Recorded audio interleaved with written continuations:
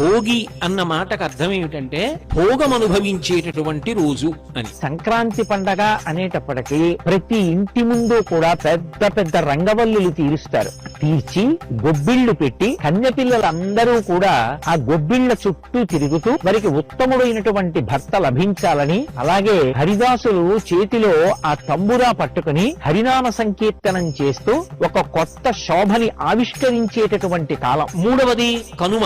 కనుమ గొప్పతనం ఏమిటి అంటే సనాతన ధర్మం యొక్క విశాలమైనటువంటి హృదయం. బంధువులందరూ కలుసుకుంటారు, గంగిరెద్దుల వాళ్ళు వస్తారు, సంస్కృతిని నిలబెట్టుకుంటారు. ఆంధ్రదేశం సంస్కృతిలో అంతర్భాగాలు.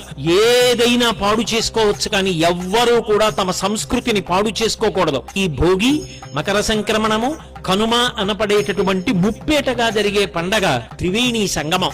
సంస్కృతికి పట్టాభిషేకం చేసే పండగలు, పరదేవత యొక్క అనుగ్రహానికి పొందడానికి వీలైన పండగలు. కాబట్టి చక్కగా మనందరం కూడా భోగి, సంక్రాంతి, కనుమ పండగలు అలా చేసుకుందాం.